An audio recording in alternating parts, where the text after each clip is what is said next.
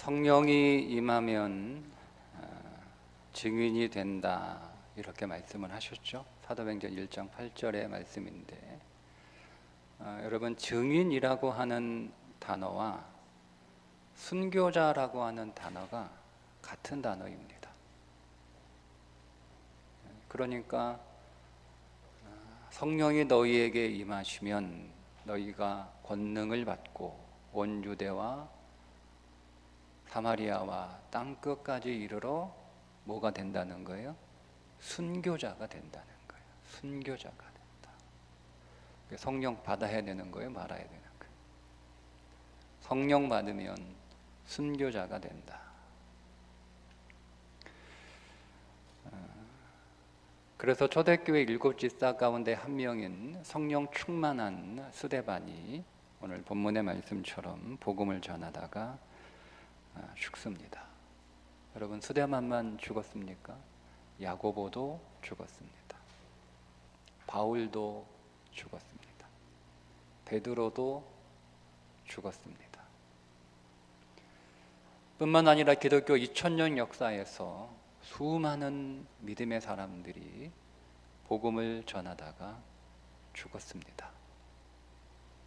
그리고 지금 이 지구 어느 곳에서는 지금도 복음을 전하다가 죽임을 당하는 사람들이 있습니다. 여러분, 성령 충만하기를 원하십니까? 120명의 마가다락방에 모였던 주님의 제자들이 간절하게 기도한 것은 순교하게 해달라고 기도했던 거예요. 순교하게 해달라고. 그렇게 기도했고, 그리고 그렇게 살았기 때문에 초대교회가 강력했던 것입니다. 성령이 너희에게 임하시면 너희가 권능을 받고. 그러니까 여러분, 성령의 능력은 순교의 능력이에요.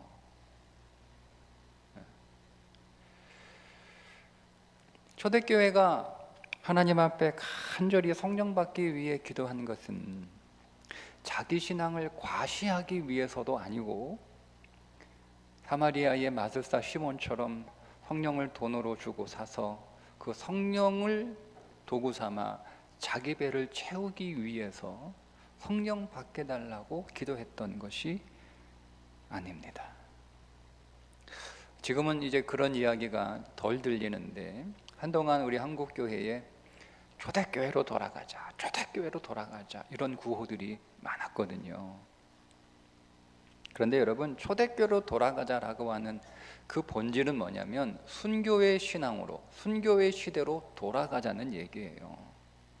초대교회에 대해 성령 충만한 베드로가 한번 설교했더니 한 번에 3,000명씩 회개하고 구원을 받는 사람들이 나오니까, 우리가 초대교회로 돌아가면 교세가 확장되겠다, 교인이 많이 늘어나겠다, 그런 목적으로 초대교회로 돌아가자, 여러분, 이렇게 말해서는 안 됩니다. 초대교회 교인들은 순교의 영으로 살았던 사람들이에요. 그게 초대교회 교인들이에요. 그러니까 초대교회는 순교의 영으로 세상을 살아가는 시대, 그게 초대교회죠. 그렇다면 오늘 우리가 순교의 영으로 매일매일 하루하루의 삶을 살아가면 오늘 우리는 초대교회 신앙으로 돌아갈 수가 있는 거죠. 그러면 어떻게 하면 우리가 순교의 삶을 살 것인가? 북한 갈 수 있는 것도 아니잖아요. 순교하겠다고 여러분 북한 갈 수 없잖아요. 여러분, 내가 순교하겠다고 저 이슬람 지역의 어느 한 나라에 가서 선교하러 갈 수도 없지 않습니까? 그러나 우리가 북한에 가지 않아도, 이슬람 지역에 선교하러 가지 않아도 순교할 수 있는 방법이 하나 있는데, 그게 바로 전도하는 거예요. 전도하는 것이 순교의 영으로 사는 것입니다. 우리가 순교라고 말을 하면 우리 안에 어떤 생각이 퍼뜩 들어오냐면, 야, 순교하면 내 인생 꽃도 못 피우고 죽는 거 아니야? 이런 생각이 퍼뜩 들어오거든요. 그죠? 근데 여러분, 그런데 그렇지 않습니다. 여러분, 순교는 영광입니다. 순교는 영광. 오늘 본문에 분명하게 말씀하시죠. 스데반이 복음을 전하다가 지금 돌에 맞아 죽는 그 순간에 뭘 봤습니까? 하나님의 영광을 보았습니다. 이 스데반이 하나님의 영광을 보았다라고 하는 것은 두 가지 의미가 있는데, 하나는 하나님의 영광스러움을 보았다는 뜻이고, 또 하나는 자기의 전도자의 삶이 영광스러운 삶이었다, 곧 하나님께서 그 삶을 인정해 주셨다라고 하는 의미입니다. 그러니까 스데반의 삶은 하나님이 인정하시는 삶을 산 거예요. 하나님이 오늘 우리의 모든 삶을 하나하나 다 셈하고 계십니다. 하나님이 그냥 보시는 게 아니에요. 여러분은 어제 살았던 그 하루의 삶을 잊어버릴 수 있을 수 있으나, 하나님은 여러분이 살았던 어제의 삶을 결코 잊지 않고 다 셈하고 계십니다. 그러니까 하나님께서 이 스데반의 삶을 하나하나 다 셈하고 계셨는데, 그의 삶이 영광스럽다라고 인정해 주시고 또 그렇게 평가해 주셨다라고 하는 거죠. 스데반은 초대교회 7집사 가운데 한 명인데, 초대교회가 7집사를 좀 뽑아야겠다, 집사를 뽑아야겠다라고 했을 때 아무나 저 집사하고 싶은데요, 여러분, 이렇게 손을 든다고 집사가 될 수 있었던 것은 아니었죠.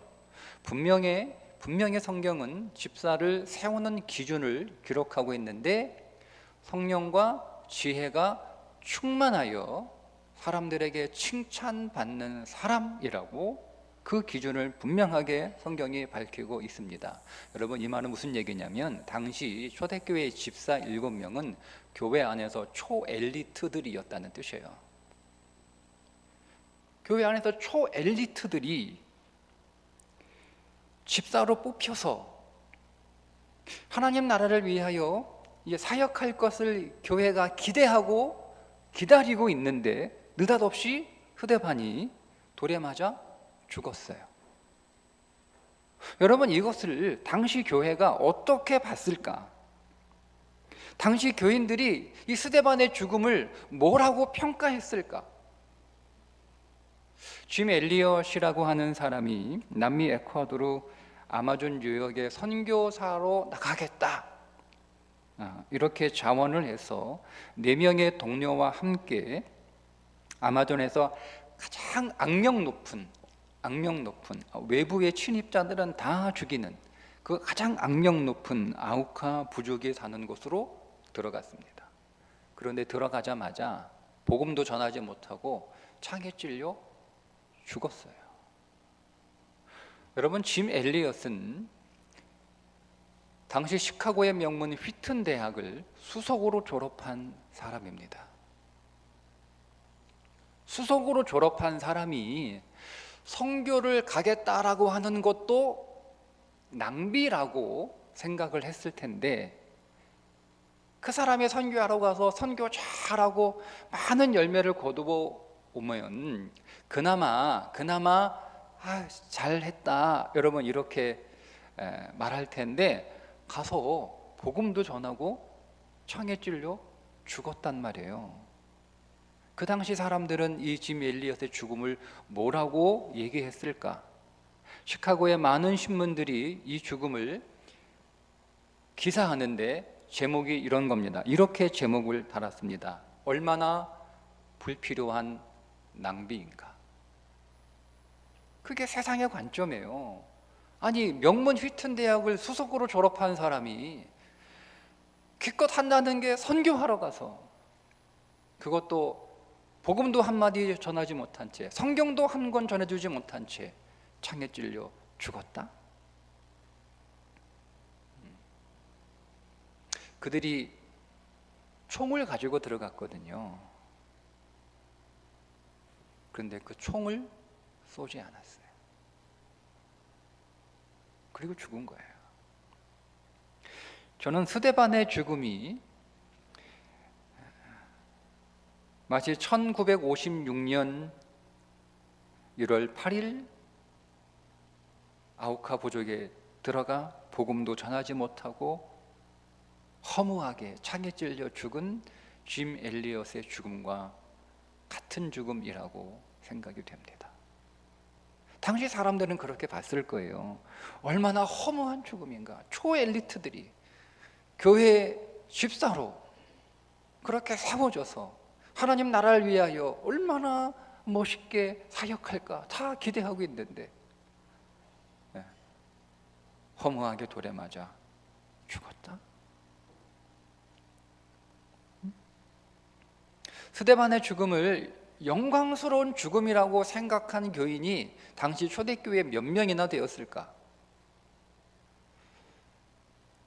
성경은 성경이니까 그 죽음을 영광이라고 기록할 수 있다 하더라도 여러분, 우리 정직하게 솔직하게,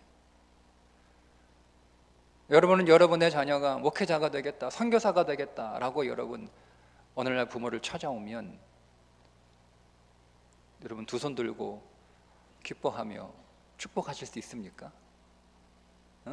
내가 너를 어떻게 키웠는데 아마 땅을 치며 통곡하는 게 먼저일 수도 있어요.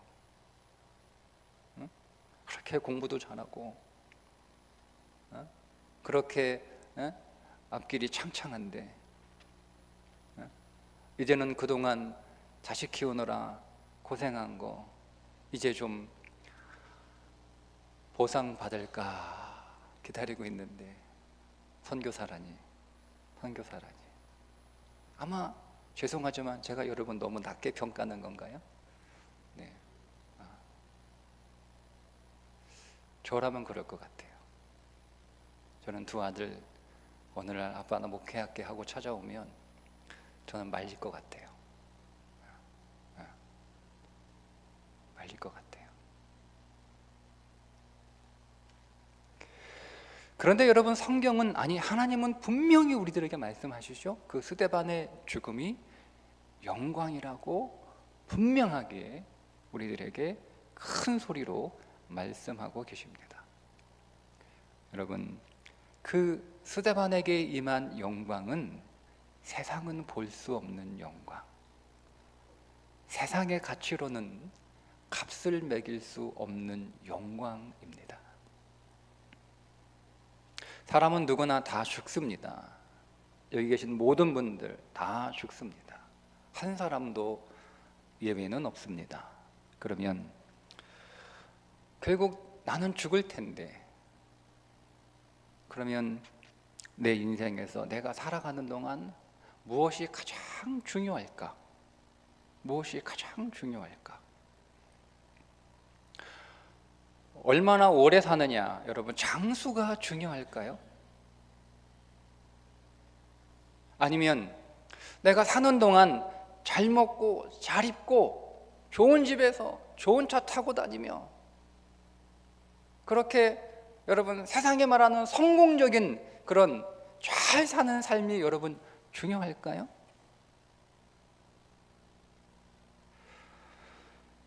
우리는 모든 사람이 다 죽는데 그 죽음을 피할 수 없는 인생이지만, 그래서 오늘 우리 인생에서 가장 중요한 게 뭘까? 그것은 무엇을 하다가 죽느냐가 아닐까요? 여러분은 여러분의 장례식장에서 여러분을 조문하러 온 사람들에게 어떤 질문을 받고 싶습니까?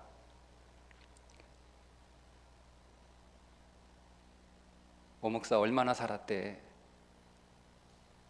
아니면 오 목사 뭐 먹고 살았대? 아니면 오 목사 뭐 하고 살았대? 여러분 어떤 질문을 받고 싶으세요?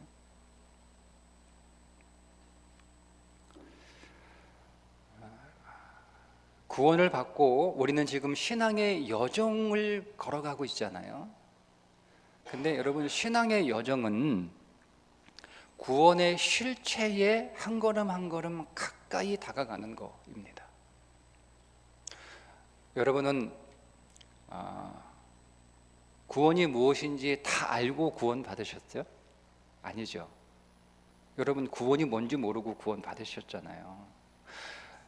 모든 사람은 사실 구원이 얼마나 좋은지 몰라요. 만약 구원이 얼마나 좋은 건지, 구원이 얼마나 보배로운 건지를 만약 사람들이 알고 예수님을 믿는다라고 하면 그것을 미리 보여주고 하나님이 세상 모든 사람들에게 구원이 이런 거야, 구원의 그 복음, 구원의 그 보배로움, 그것을 하나님이 미리 보여주고, 야 예수 믿을래? 여러분 이렇게 하나님이 미리 보여주시고 예수 믿을래? 라고 얘기하면 아마 주일 오전 11시 교회 문 열리기 전에 사람들이요 수백 미터 줄 서 있을 거예요. 오픈런 하려고. 내가 제일 먼저 들어가. 왜냐면 자리는 정해졌잖아요. 자리는 정해졌어요. 자리 다 차면 못 들어. 문 닫아버리니까 내가 제일 먼저 들어가려고 막 기다리고, 밤새 저녁부터 와가지고 기다리고 있다가 낚시 의자에 앉아가지고 이슬 맞으면서 문만 열리면 내가 그냥 제일 뛰어 들어가겠더라고. 막 문 열자마자 와다다다다다 들어와가지고 앞자리부터 촥촥촥촥 이렇게. 그래서 끝 문 닫아버리면 못 들어온 사람들은 막 얼마나 아쉬워할까. 그런데 우리는 구원이 얼마나 보배로운지 몰라요. 얼마나 보배로운지 모르니까 하나님이 여러분을 먼저 찾아가신 거예요. 사랑은 여기 있으니 우리가 하나님을 사랑한 것이 아니요 하나님이 우리를 사랑하사 우리 죄를 속하기 위하여 화목 제물로 그 아들을 보내셨음이라. 우리는 몰라요. 모르니까 하나님이 오늘 우리를 먼저 찾아오셔서 우리를 그분의 주권과 그분의 사랑과 그분의 은혜로 구원시켜 주셨어요. 그런데 그렇게 구원을 받았어도 적지 않은 성도들이 그 구원이 얼마나 보배로운지 모릅니다. 몰라요. 그래서 예수를 믿어도 평생 그 자기가 받은 구원이 얼마나 보배로운지 모른 채 죽는 사람들이 있습니다.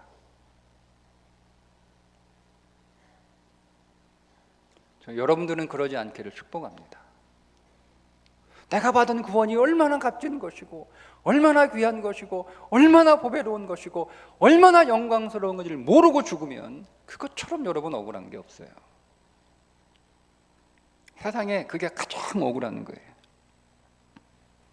우리는 신앙의 경주를 열심히 달려서 쉬지 않고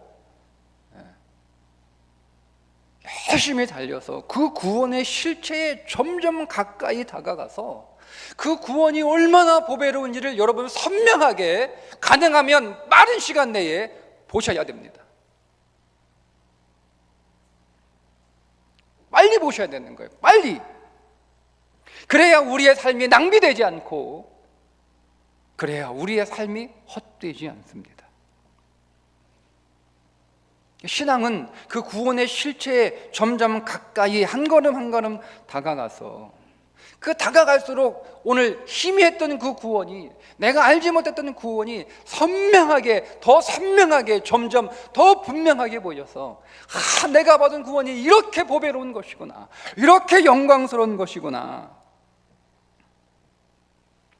그 사실을 깨닫는 거예요. 그게 신앙의 여정입니다. 우리가 오늘 와서 예배드리는 이유이기도 하고, 여러분들이 기도하는 목적이기도 하고, 여러분들이 이 땅에 그리스도인으로 살아가는 이유이기도 해요. 그게 아니면 여러분 뭐하러 우리에게 예수 믿고 이 땅에 남겨두시겠어요? 그냥 바로 불러주시면 되지. 여러분, 그 구원이 얼마나 보배로운지를 본 사람은 어떻게 살까? 바울이 그렇게 살았어요.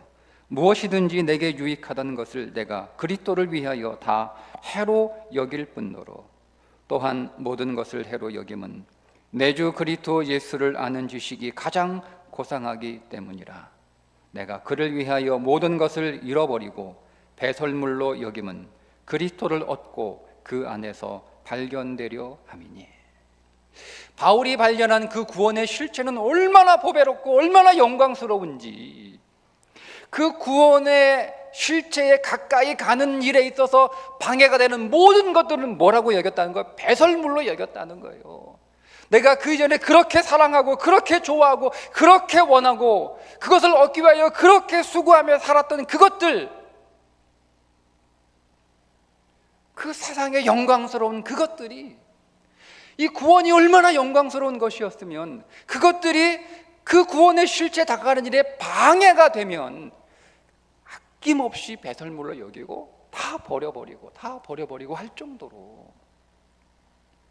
여러분, 이 말씀을 예수님이 먼저 말씀을 하셨죠. 예수님이 이런 비유를 들어주셨잖아요. 천국은 마치 밭에 감추인 보화와 같으니 사람이 이를 발견한 후 숨겨놓고 기뻐하며 돌아가서 자기의 소유를 다 팔아 그 밭을 사느니라. 또 천국은 마치 좋은 진주를 구하는 장사와 같으니 극히 값진 진주 하나를 발견하며 가서 자기의 소유를 다 팔아 그 진주를 사느니라. 이게 구원이에요. 여러분, 구원의 여정은 여러분들이 밭에 감추인 그 놀라운 보화를 점점 선명하게 보고 발견하는 과정이고, 여러분들의 인생에 값진 진주를 구하는 진주 장사와 같아서 내 인생의 진주를 구하기 위하여 열심히 인생을 살아가다가 어느 날 그 진주를 발견하고 그 진주를 선명하게 보게 되자 그것을 구하기 위하여 내 모든 재산을 다 팔아 그 밭을 사고 그 진주를 사는 진주 장사 같단 말입니다. 그래서 내가 이 보화를 발견했어요. 내가 이 값진 진주를 얻었단 말이에요. 여러분, 그러면 그 사람이 입 다물고 가만히 있겠습니까? 자랑하지 않을까요? 응? 내가 밭을 샀는데 그 밭 안에 세상에서는 구할 수 없는, 값을 매길 수 없는 보화가 그 밭에 있었더라. 내가 그 보화를, 내가 그 보물을 내가 가졌다. 내가 오랫동안 값진 진주를 내가 구하기 위하여 온 세계를 누비다가 드디어 그 진주를 발견하여 내가 그 값진 진주, 세상에서 가장 최고의, 가장 비싼, 값을 매길 수 없는 그 진주를 내가 구했다는 거예요. 구했다는 거예요. 여러분, 그 사람이 입 다물고 가만히 있겠어요? 동네방네 여러분 떠들고 다니지 않을까요? 내가 보화를 얻었다, 내가 진주를 얻었다. 여러분은 구원의 실체가 어디까지 보입니까? 얼마나 보이나요? 얼마나 보이세요? 얼마나 보이세요? 여전히 희미한가요?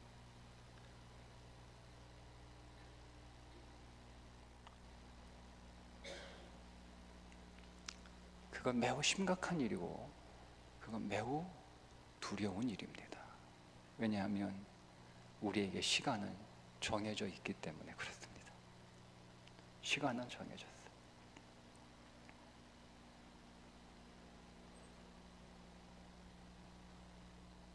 그러면 여러분, 그게 보이지 않으면, 내게 남은 시간이 내가 예수 믿은 시간보다 적다면, 그런데 그게 보이지 않아요. 어떻게 할 거예요? 어떻게 할 거예요? 방법이 있어요. 어느 분이 이렇게 좋은 예수 내가 진작 믿을 걸, 내가 너무 늦게 교회 왔다, 빨리 왔어야 되는데, 내가 진작 교회 올 걸, 뭐 그렇게 좀 아쉬움을 말씀을 하시길래 제가 이렇게 말씀을 드렸어요. 성경에 보면 죽게는 하루가 1000년 같고 1000년이 하루 같다는 말씀이 있습니다. 제가 목회해 보니까 그 말씀대로